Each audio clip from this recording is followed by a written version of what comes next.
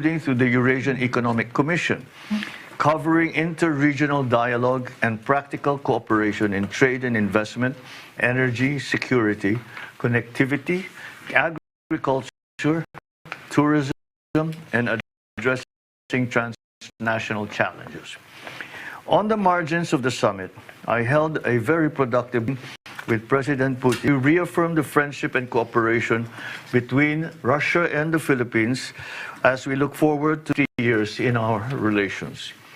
We discussed ways to further advance our bilateral partnership across trade and investment, energy security, agriculture, science and technology, education, and people-to-people exchanges. The Philippine delegation and I are grateful to the government and people of the Russian Federation for the warm hospitality and the successful hosting of this commemorative summit. Maraming salamat po at magandang araw po sa inyo lahat. High on the agenda of the president's just concluded trip to Russia was to explore the potential of having Moscow fill out the gaps in our crude oil needs, especially with a very dicey status between the United States and Iran, which could persist or go even further south. And the president was happy to report how Russia is keen and even more than glad to oblige to the president's entreaty. As we hear more from PTV correspondent Floyd Brents. President Ferdinand R. Marcos Jr. is back in the country after his 3-day working visit to Russia. The president urged ASEAN to explore deeper regional cooperation with Russia, one of the world's most resource-rich nations. He also directed government officials to identify possible bilateral agreements both countries could engage in. There is a big potential there that we really haven't explored before, but we will now. This year, as tensions erupted in the Middle East, the Philippines imported some 700,000 barrels of crude oil from Russia in response to the impact of global oil crisis. The chief executive now aims to further expand trade ties between the two countries, particularly in petroleum, as well as cooperation in nuclear energy, space technology, and artificial intelligence. The Russian Federation's government was very open to any kind of suggestion that we do increase that engagement and that we look further into getting our supplies of petroleum products from Russia. I think it will be very good for the Philippines to have another assured lifeline when it comes to petroleum products. Russia is known as the former main rival of the United States during the Cold War, a period when the world was divided into two opposing blocs led by the United States and then the Soviet Union. The Philippines, on the other hand, has long been an ally of the United States, maintaining defense agreement and close ties in security, economics, and diplomacy, as it seeks to broaden its relations with other countries and respond to the evolving challenges facing the nation. It was the recognition that the world has changed. The traditional power structures and the traditional powers are no longer the powers that exist when, for example, the United Nations was formed right after the war. So the Philippines is just responding, adjusting to the new reality. The Philippines no longer subscribes to a bipolar world where you have to choose one side over the other. Despite the growing ties between the Philippines and Russia, President Ferdinand R. Marcos Jr. maintains the country will not take sides in any conflict. This, as the war between Russia and Ukraine continues after Moscow launched its full-scale invasion of Kyiv in February of 2022. The Philippines is one of the, if not the greatest sponsor, supporter for peace, and not only in our region, but everywhere else. We would certainly not want to be part of any system that furthers conflict anywhere in the world. The president assured the public that the country will remain cautious to ensure it does not become part of any system that could fuel or escalate conflict. Floyd Brents for The Nation. It was in the president's agenda to let Russian President Vladimir Putin know of during their bilateral meeting. And he did not balk or second-guess himself when he broached the issue of the 24 Filipinos in Russian detention, which President Putin put completely to bed by assuring their safe return tomorrow. It was a little big victory the president secured along with a number of inked joint statements and declarations whose details I have in this report. 24 Filipinos detained in Russia are set to be released. This was the result of the bilateral meeting between President Ferdinand R. Marcos Jr. and Russian President Vladimir Putin. The president happily announced that after 9 months, the 24 Filipinos will soon be reunited with their families in the Philippines. The president expressed his gratitude to the Russian government for its assistance and cooperation in resolving the issue. Meanwhile, the president also announced the adoption of several key documents following the ASEAN-Russia Commemorative Summit. These include the Kazan Declaration 2026 ASEAN-Russia Federation Unity and Diversity 35 Years Together, the ASEAN-Russia Comprehensive Plan of Action 2026 to 2030, the Joint Statement and Concept Paper on Cultural Cooperation, and the Joint Statement and Concept Paper on Energy Cooperation. Together, these documents provide a comprehensive roadmap for expanding practical cooperation and delivering tangible results and benefits to our peoples in the years to come. The president said the summit was productive, particularly in advancing relations between Russia and the ASEAN region, especially in the areas of security and economic cooperation. We exchanged views on promoting peace, stability, and sustainable development, enhancing trade and investment, strengthening food and energy security, advancing science and technology cooperation, and deepening people-to-people exchanges. He added that the summit also discussed further developments in the Eurasian region, as well as opportunities for greater engagement between ASEAN, the Shanghai Cooperation Organization, and the Eurasian Economic Union. We noted the growing interaction between ASEAN and these organizations and recognized the potential for enhanced cooperation in areas of mutual interest, including economic connectivity, trade and investment, energy, agriculture, tourism, and addressing transnational challenges. As ASEAN chair, the president recognized Russia's continued support for ASEAN centrality and reaffirmed the commitment to sustain the momentum towards deeper and more meaningful cooperation. As we mark this important milestone, we look forward to working closely with Russia to further strengthen our partnership and to build a more peaceful, resilient, and prosperous future for our regions. This is Sharm Zespina for The Nation. President Ferdinand R. Marcos Jr.'s working visit to Russia is being seen as more than just a diplomatic engagement. Economist Michael Ricafort said the trip helped strengthen Philippine-Russia ties while keeping the interests of Filipino workers abroad high on the agenda. He added that closer cooperation with one of the world's largest energy producers could give the Philippines a boost in its pursuit of energy security. Ricafort also said the visit could open new doors for Philippine exports, expanding market access for products such as bananas, mangoes, pineapples, and coconut oil. Bukod sa opportunities, yung mga investments na maaring pumunta dito, yung mga tulong na pwede ibigay sa atin, mga cooperation, whether when it comes to technology, defense, at syempre yung negosyo, no? Yes. Yung trade natin sa isa't isa, no? Lalo pa, kasi mag-uugnayan yung high level yan, yung mga negosyante dito, na mga dito sa Pilipinas at mga negosyante with Russia, lalo pa magkakaroon ng mapapalawig yan. Reports swirling of a revamp by the president of his alter egos in the cabinet are rather premature, if not outright untrue. A point the president drove home amidst speculation of underperforming cabinet secretaries getting the axe and the reinstatement of former agency heads, which our Marcus Sadi takes on in this report. President Ferdinand R. Marcos Jr. is confident that the Senate will soon return to normal operations. This following the election of Senate President Sherwin Gatchalian and Senator Alan Peter Cayetano's concession from the leadership race after weeks of political chaos in the upper chamber. sana naman sa paglagay ni Senator Sherwin bilang SP, ay mabalik naman tayo sa normal na patakbo ng Senado. And that they can take care of the business of government, the business of legislation, and all these necessary legislation that we listed to show that our priority. Earlier this week, the president called for a special session of Congress.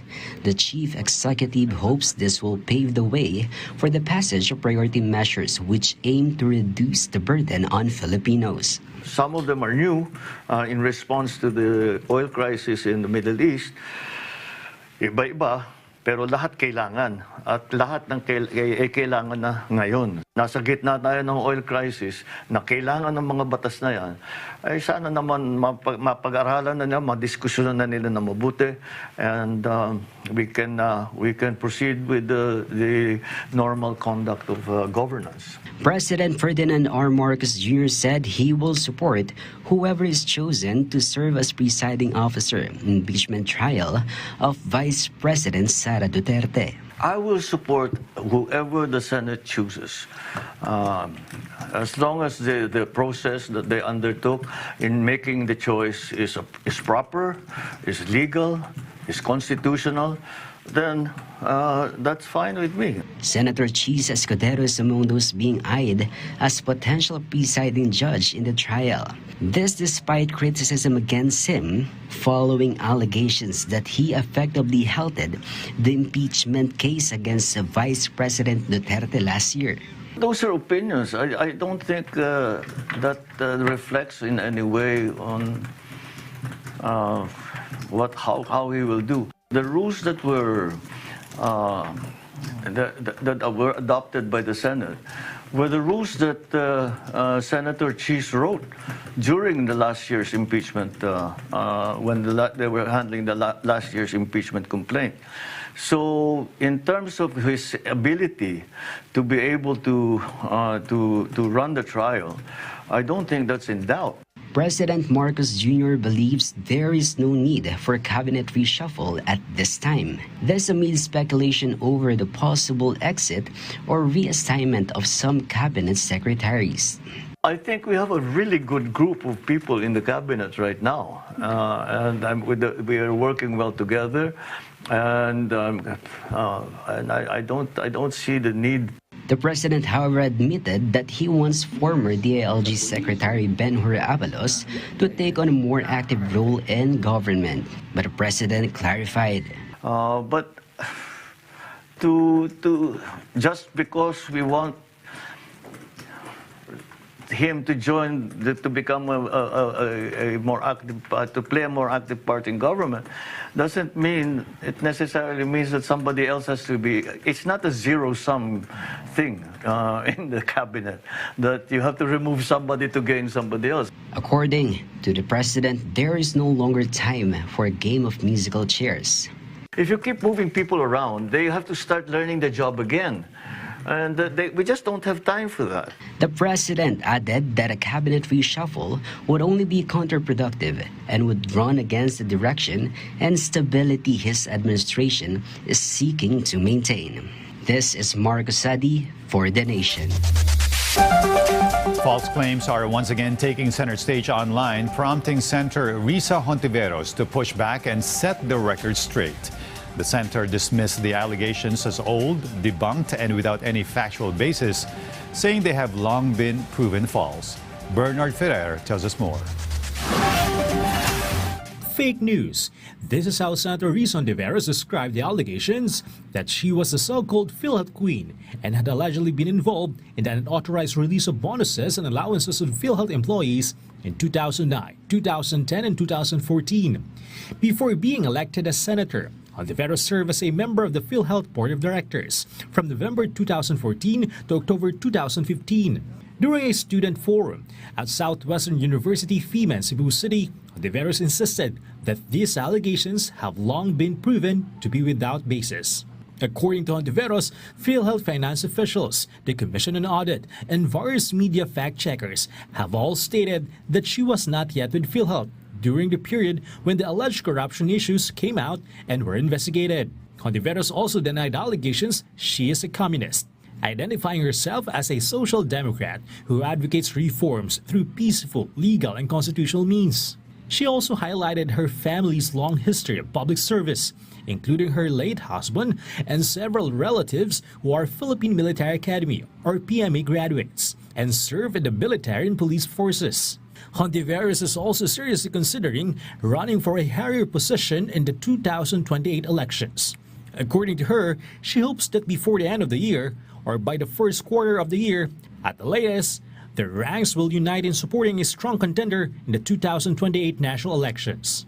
Meanwhile, Hontiveros thanked netizens who expressed confidence and appreciations for her and for Senate President Sherwin Gatchalian, also known as Winry, emphasizing their continued monitoring and support for the work of the Senate. Bernard Ferret for The Nation.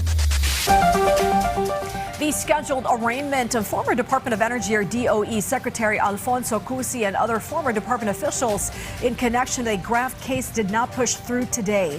This following a motion for a bill of particulars filed by the defense, which requests that the prosecution provide specific details regarding the allegations outlined in the criminal information. The case stems from the 2019 sale of a 45% stake in the Chevron Malampaya gas project to Udana Corporation owned by Dennis Uy. Sandigan Bayan 3rd Division Chairperson Associate Justice Carl Miranda noted that the arraignment should not be further delayed, emphasizing that the court has already reviewed arguments from both sides. The arraignment is now rescheduled for June 26.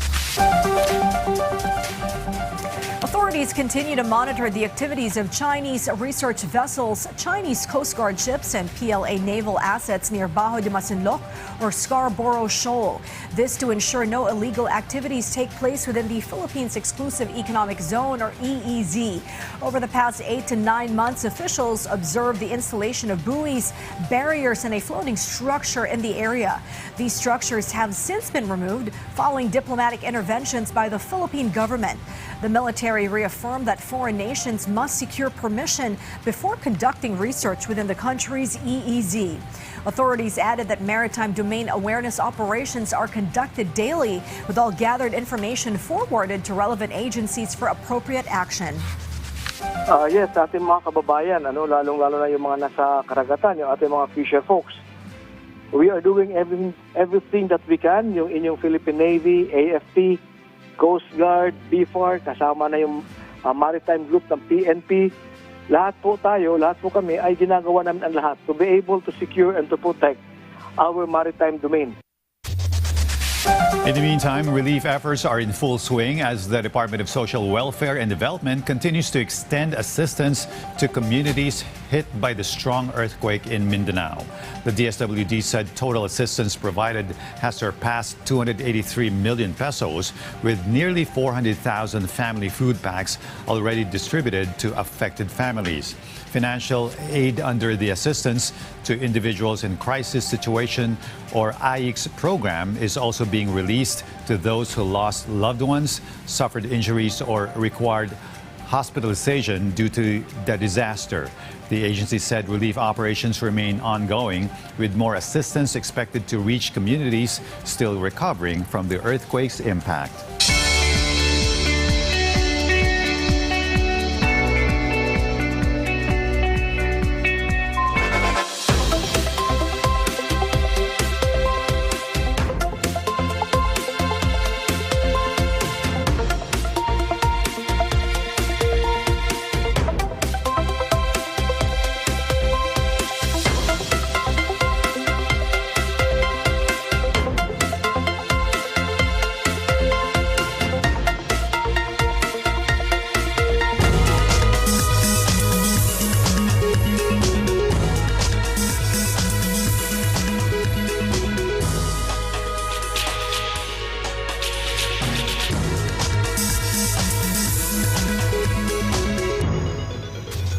Senate President Sherwin Gatchalian is urging the passage of Senate Bill number 366, or the Energy Transition Act, which seeks to establish a national framework for the country's shift towards sustainable power. The proposed legislation aims to promote the use of clean energy and significantly reduce the nation's reliance on fossil fuels. Additionally, the bill aims to streamline government efforts by clearly defining the responsibilities of various agencies in implementing transition policies across both the transport and power sectors. Senate President Sherwin Gatchalian has called on the Department of Energy, or DOE, to ensure that the recently signed Memorandum of Understanding between the United States and Iran swiftly translates into significant drop in petroleum prices. Gatchalian emphasized the need for immediate economic relief for consumers, noting that Filipinos, particularly those in the public transportation and agriculture sectors, have been burdened for months by surging prices driven by ongoing global conflict. In addition to lower fuel costs, the Senate President urged the Executive Department to continue providing aid and support to sectors most severely affected by high oil prices. A proposed measure in the House of Representatives could give Filipino fathers more time to be present during their children's early years. Akbayan Party List Representative Shel Diokno has filed the Papa Leave Act, which seeks to expand paternity leave from 7 days to up to 105 days. Under this bill, eligible fathers would receive 90 days of paid leave following the birth of a child, plus an additional 15 days of paid parental leave that may be used within a year. The proposal also covers miscarriage cases, unmarried fathers, alternative caregivers, and qualified workers in the informal sector, with the aim of strengthening family bonds and encouraging greater shared parenting responsibilities. Shipping activity is gradually returning to normal at the port of General Santos following the 7.8 magnitude earthquake that struck Mindanao earlier this month. The Philippine Ports Authority resumed port operations, with the MV Arcadia becoming the first vessel to dock at berths 8 and 9 since the June 8 earthquake. The ship's arrival comes after safety inspections were conducted to assess the condition of port facilities and ensure they were fit for operations. Authorities said the reopening signals the steady restoration of port services and the continued flow of trade and cargo movement in the region. Naga City Mayor Leni Robredo has expressed support for President Ferdinand R. Marcos Jr.'s expanded 4PH housing program, which aims to provide homes for Filipinos without shelter. The local government thanked the national government and the Department of Human Settlements and Urban Development for backing housing projects in the city, calling it a first in many years to see such a scale of shelter programs. The city highlighted the first rental housing project in Barangay Lerma and the signing of an agreement for government workers' housing. The DHSUD, or DSUD, said it will continue expanding the 4PH program in line with President Marcos's directive to address the country's housing backlog. And coming up, Alex Ayala is advancing to Berlin Open quarterfinals after stunning who? The current WTA ranked 2 during the round of 16. More of that when we return.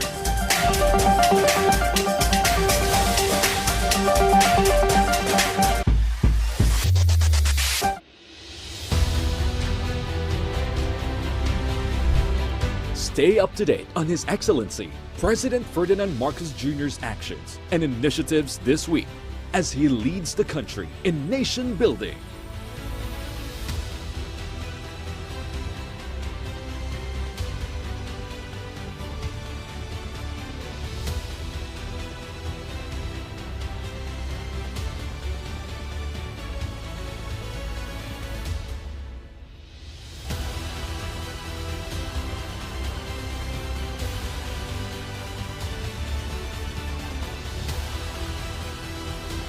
PBBM at work.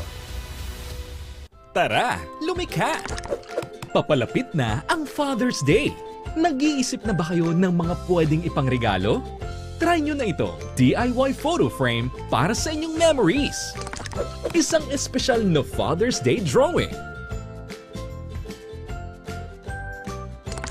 At personalized DIY figurines na perfect para sa espesyal na araw ng mga ama. Sining ang magniningning dito sa Artsy Gapsy Artsy Craftsy. Sabado, alas 10:30 ng umaga. Dito lang sa inyong People's Television.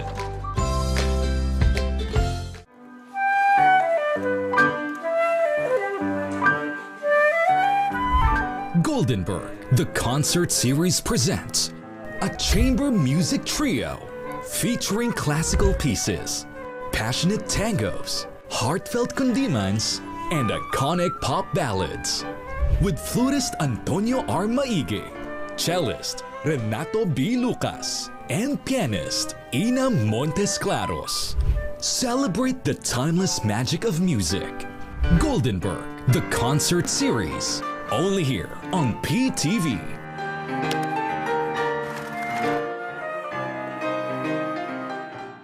Disaster Watch. Paghanda bago ang lindol. Alamin ang mga maaaring magdulot ng pinsala sa inyong lugar. Maging pamilyar sa mga sumusunod. Fire extinguishers, medical kit, exit routes, evacuation plan. Siguraduhing matibay ang bahay at ipaayos ang mga sirang bahagi nito. Ayusin ang pag-imbak ng mga nakalalasong kemikal at mga bagay na maaaring maging sanhi ng sunog. Siguraduhin ligtas ang pagkakalagay ng mga mabibigat na bagay. Ihanda ang go bag na naglalaman ng mga kinakailangan at ilagay kung saan ito madaling makita at makuha sa oras ng sakuna. Makipag-ugnayan sa mga leader para sa plano sa paglikas. Pag-usapan din sa pamilya kung saan tutungo sa oras na kailangang lumikas. Makilahok sa mga pagsasanay ukol sa lindol. Sa panahon ng sakuna, dapat laging listo.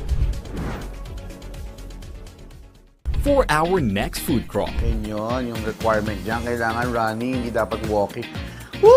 tara na sa another Chibugan. Kasama ang certified foodie na si Joshua Garcia. O, dalawang daliri lang full squat. No, ang lambot nga ng baboy. It's fun! Ngayong linggo, alas 10:30 ng umaga. This is good for me. Dito lang sa PTV.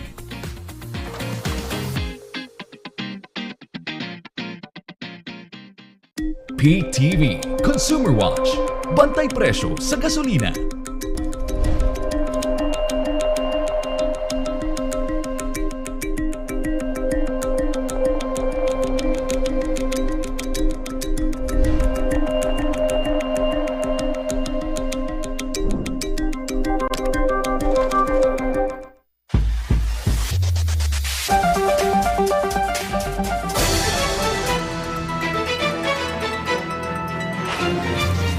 To submit by next week a preliminary report on the tragic drowning deaths of the two Ateneo men's basketball recruits have been pushed later on after today's interview with the basketball team's coaching staff headed by the just resigned Thomas Anthony Baldwin. And as Ryan Lasigas reports, clashing statements and claims by today's witnesses against those from players will entail more time for the DILG and CIDG in turning out a credible initial report and recommendation. The accounts of players who took part in the training in the Bacula Aurora do not match the accounts of resigned head coach Tab Baldwin and the other members of the Ateneo Blue Eagles coaching staff. This was revealed by DILG Secretary Junvic Remulla after Baldwin and two other members of the coaching staff appeared before the CIDG this morning to give their statements regarding what really happened during the training. Because of this, Remulla said they will refrain from commenting on the matter for now. In the heat of it all kasi, yung nangyari ang lahat, ibang accounts ng players, ibang accounts ng coaches. Kasi ibang vantage points, iba yung mga players nasa dagat, yung mga coaches nasa pangpang.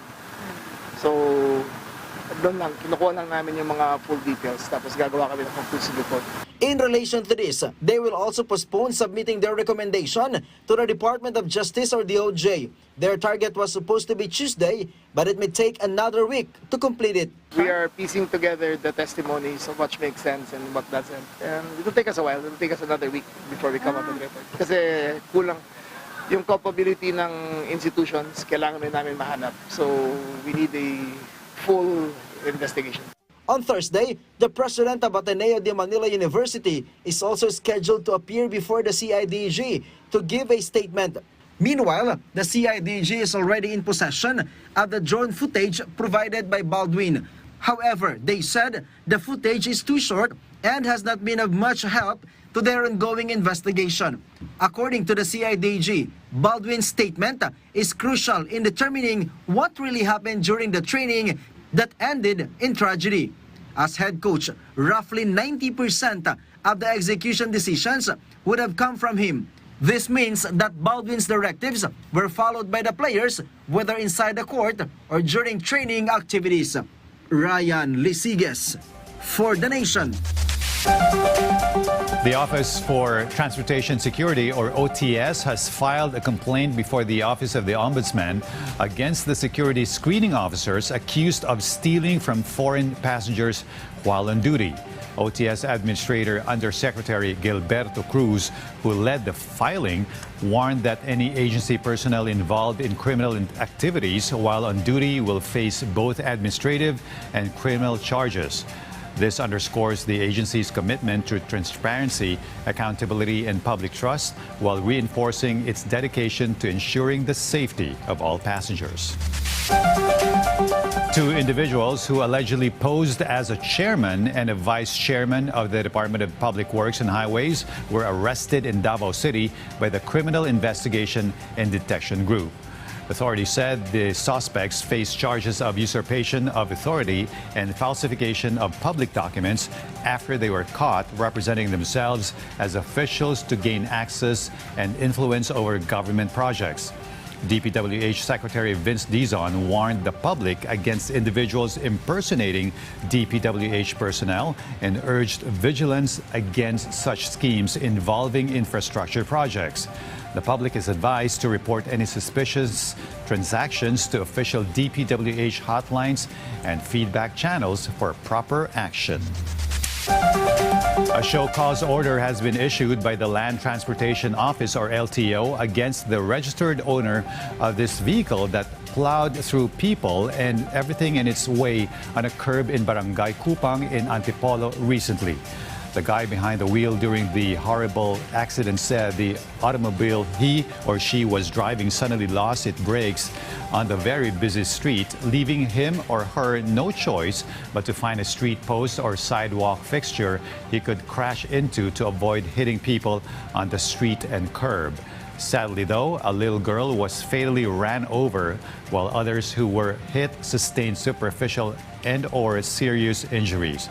Right now, the suspect who drove the wayward vehicle is in police custody and faces a slew of charges, even as the LTO expressed its deep sympathies to the bereaved and high hopes of swift recovery to those injured in the deadly road mishap. The Department of Health, or DOH, is encouraging the public to utilize accessible health services this Pride Month, emphasizing that quality care remains open to everyone regardless of sexual orientation or gender identity. The health agency highlighted several free inclusive services available to the community, including mental health and psychosocial support, assistance for victims of gender-based violence, and free HIV and STI screening. The DOH urges the public to visit their nearest local health center for these services. For those in need of immediate assistance, the National Center for Mental Health can be reached at 1553. Meanwhile, incidents of abuse or violence should be reported immediately to the National Emergency Hotline at 911. If Wednesday is the most popular and preferred day of devotion and liturgical celebration at the Mother Perpetual Help Church in Baclaran, Parañaque, then Friday, the start of the weekend, is the default day of devotion and Eucharistic celebration for special intentions to the Black Nazarene at the iconic Quiapo Church. Our J.M. Thompson paid a visit to Quiapo Church for a sample of church devotee sentiments, and he filed this report.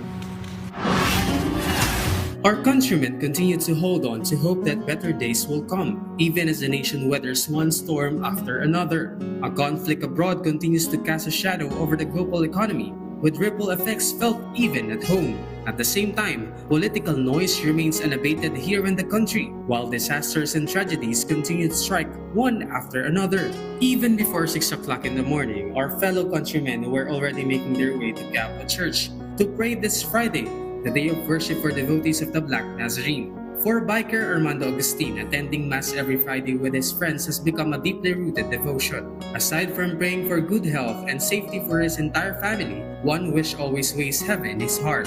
Sana umayos na yung bansa natin. Dapat pag-usapan na lang nila, di ba?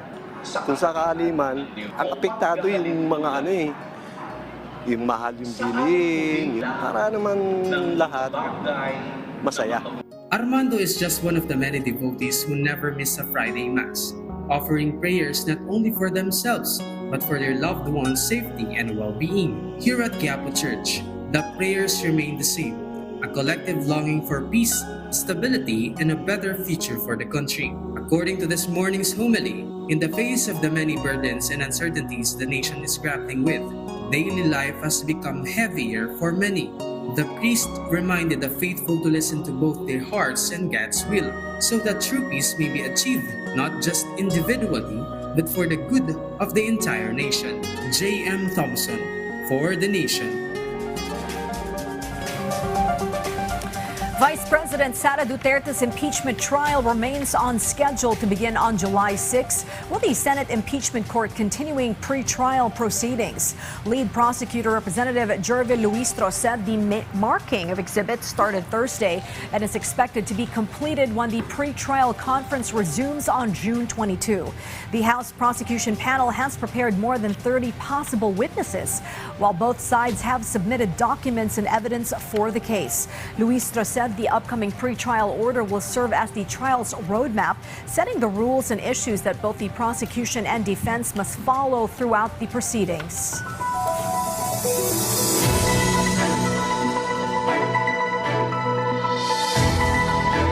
A privately assisted thermal imaging drone has been deployed in Bukidnon to help locate missing hiker Alcarj Zamaila in Mount Kalatungan as search and rescue operations enter their second week. Authorities said the drone is capable of detecting heat signatures despite challenging weather conditions, supplementing on-ground search efforts by police, soldiers, volunteer hikers, and rescue teams. The missing hiker was reportedly part of a trail hiking activity without a proper trekking permit and did not register with local tourism authorities. According to officials, police said they are coordinating with indigenous communities and forest guards familiar with the area, while more than 120 personnel and volunteers continue the intensive search operation. The Ministry of Social Services and Development held a dialogue with leaders of internally displaced persons from the Marawi siege, together with local government officials, for an upcoming joint monitoring and assessment of their needs. 9 years after the Marawi siege, thousands of residents continue to face rehabilitation challenges, prompting government efforts to strengthen response programs based on current conditions on the ground. The MSSD said the assessment aims to identify key issues and improve government interventions, guided by the principle of rights-based service delivery, including access to education, health, and basic social services. IDP representatives called for long-term and sustainable solutions beyond immediate aid, while the MSSD assured continued coordination with stakeholders to develop more inclusive and lasting programs for affected families. Roughly 200 erstwhile migrant workers, together with their families, joined the Bayanihan para sa mga balikbayang manggagawa National Reintegration and Job Fair in Baguio City. This livelihood opportunity scheme is a brainchild of the Department of Migrant Workers of the Cordilleras in partnership with concerned government agencies. Up for grabs are various services like local and overseas work opportunities, skills training and upskilling programs, livelihood and entrepreneurship opportunities, financial literacy, and benefits orientation. Meanwhile, a one-stop shop for various government services and requirements is also in place for interested parties. Flood control projects nationwide are being rushed for completion while maintaining strict standard procedures and protocols during the construction phase. This is in line with the President's loud and clear directive, which is being fleshed out under DPWH's Oplan Kontra Baha program. Among its objectives include the maintenance of a smooth flow in drainage and waterways by cleanup and clearing efforts, and the reinforcement of flood mitigation projects for safer and more secure communities. just like the further dredging of the Bato River and a dike construction in Catanduanes province, which has been the bane of misery of the communities along or near its banks, especially during the monsoon season or even during severe high tide episodes. As such, residents of these affected communities are profusely thanking the government for its response to their plight. And the news continues only here on PTV News Tonight. Don't move a muscle.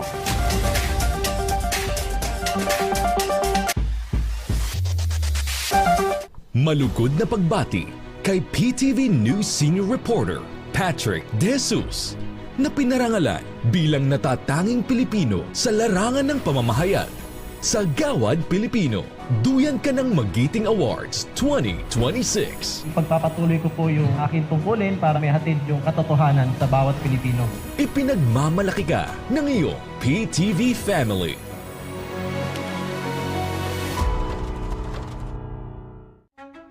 Makibahagi sa iba't ibang kwento ng mga Pilipino. Dagdag pa napasanin ni Mang Carlo ang kanyang gamot o maintenance na halos mahigit 20,000 piso. Lagi ako nagdadasal na sa bawat entabladong sasampahan ko, huwag niya akong pababayaan. Makinig sa iba't ibang boses at pananaw. Na hindi patas ang lipunan. Leadership starts from the top. Maging bukas sa iba't ibang perspektiba sa mga isyong pambayan. Good governance, because good governance is a matter of right. Tataka ang karamihan, paano nila nakukuha yung mga numbers? Kanino ba talaga nag-umpisa yung mga problema na yan sa flood control projects? At matuto sa iba't ibang karanasan. Yung hirap talaga yung pag tumaas ang dagat. Yun ang hirap sa mga bata. Ito ang mga premyado at award-winning na programa ng PTV Public Affairs. Kabahagi sa bawat buhay at kwento ng Pilipino.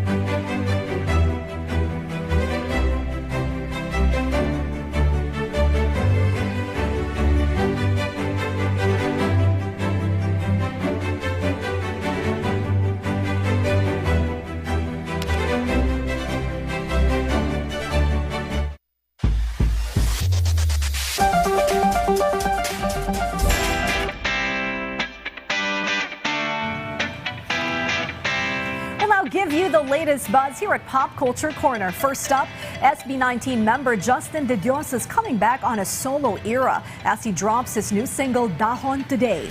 A song about love that will stay no matter how many years pass by and even when all leaves fall from trees. The audio dropped in all music streaming platform at 12 midnight today with a lyrics video available on YouTube.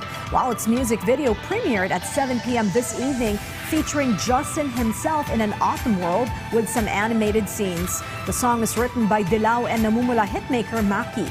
This is not their first collaboration as Justin appeared in Maki's recently released music video of Habang Buhay Pansamantala.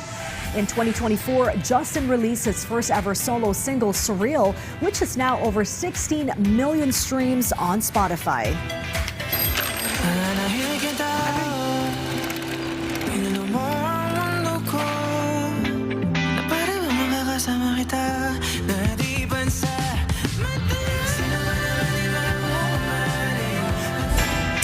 Heartstopper fans, stop for a moment as Nick Nelson and Charlie Spring are making their comeback on Heartstopper Forever, premiering July 17.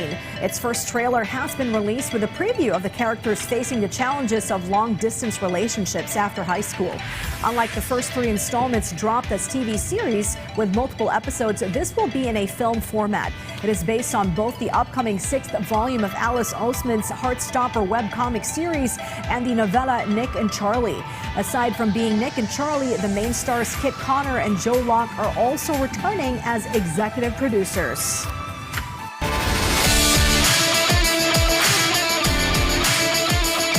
A stunner in Berlin. Filipina ace Alex Ayala shocked the tennis world once again after toppling current world number 2 Elena Rybakina in the round of 16 of the Berlin Tennis Open.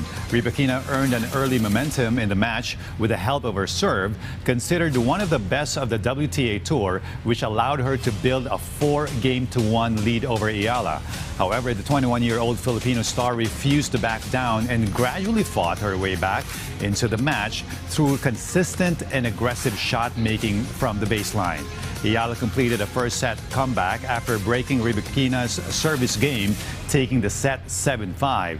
The second set was equally tight, with both players trading points, but Ayala eventually prevailed after a series of crucial break points, sealing the set 6-4. The Filipino tennis phenom will face Ukraine's Elina Svitolina tonight in the quarterfinals of the tournament. PBA Commissioner's Cup champion Justin Brownlee alongside Japan B-League standout Dwight Ramos are set to lead Gilas Pilipinas in the 2027 FIBA Basketball World Cup qualifiers. The Samahang Basketball ng Pilipinas officially released the final 12-man lineup of the national team for Window 3 of the FIBA World Cup qualifiers this July. Leading the roster are Brownlee and Ramos, along with frontliners June Mar, Fajardo, and AJ Edu. Returning for national duties as well are Carl Tamayo, Kevin Kiambao, Justin Baltazar, and Chris Newsom, who will also suit up for the national squad in the upcoming games. Completing the lineup are PBA champion team members RJ Abarientos and Troy Rosario, along with San Juan Knights forward Mike Phillips. Gilas Pilipinas will first seek to rebound against New Zealand on July 3 before taking on powerhouse Australia on July 6. In other news, the status of the country's railway services and operations leaves so much to be desired and lags far behind those in most of our ASEAN neighbors and partners.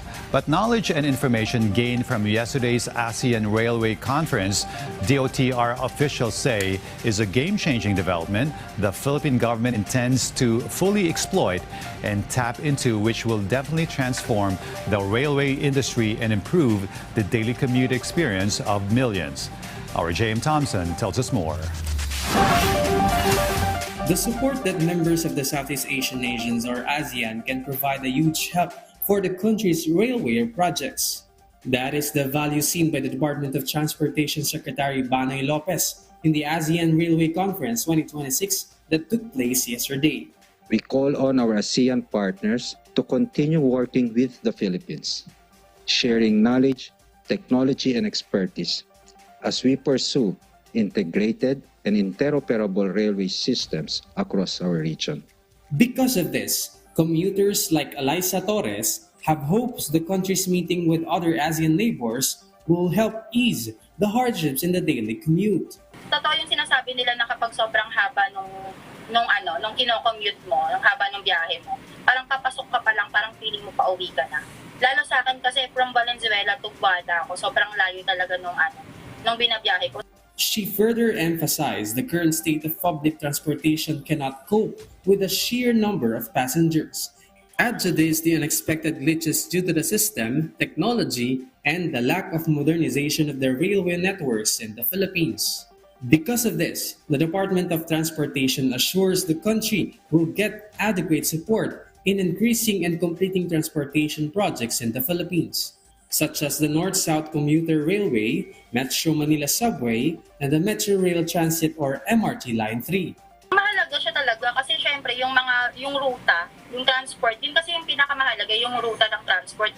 Actually, nahihirapan talaga yung commuter actually sa paglilipat-lipat talaga. Like for example, from kasi lilipat ka ng MRT lang na ginagawa na mahabang ruta. Much better siya kasi unang-una hindi ka na As President Jr., it is time that we end the suffering of our commuters by building and investing in modern and efficient mass railway transit systems. The secretary also stressed that one nation alone cannot build a more interconnected and modern railway system. According to him, ASEAN sharing is crucial in advancing modern methods and assistance in public transportation. Malaking tulong siya if ever kasi for sure mas advanced yung railway systems ng mga nandun sa ASEAN. International development partners will also be a great help, not only in providing modern methodologies, but also with business and the economic development of the country. With these game-changing projects, we can transform the entire landscape of the Philippine transportation. But to achieve this, we would need help and collaboration from our partners and friends from ASEAN countries. We all must demonstrate our solidarity as it is in our best interest, and we owe it to future generation. A better future and an upgraded standard of living and quality of life for all. J.M. Thompson, for the Nation.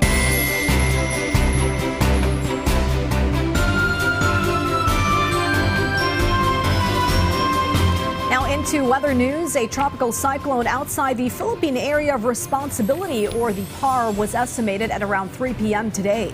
Visayas and Palawan may experience cloudy skies with scattered rains and thunderstorms, while Metro Manila, Central Luzon, Calabarzon, the Bicol region, and the rest of Mimaropa may also encounter partly cloudy to cloudy skies with isolated rain showers or thunderstorms caused by the easterlies.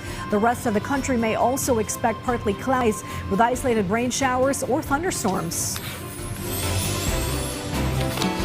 And our food for thought tonight comes from Victor Hugo. He was a French novelist, poet, and statesman, best known for Les Miserables and The Hunchback of Notre Dame, works that explored justice, mercy, and human dignity. And he once said, "Being good is easy. What is difficult is being just." While it is simple and common, I think, to be polite and kind to people, I think that it takes more conviction and moral courage and wisdom to actually employ justice, to set boundaries and say, this is not right, we have to put a stop to it. How about you, Jay? I'd say that goodness may follow the heart, but justice requires both heart and courage. And before we end our newscast, by the way, we'd also like to take the time to say happy birthday to our executive producer, Rizal Obayo. Thank you so much for everything you do for the team. We are the best also because of each one of us and because of you. Thank you so much and have a great birthday. Happy birthday.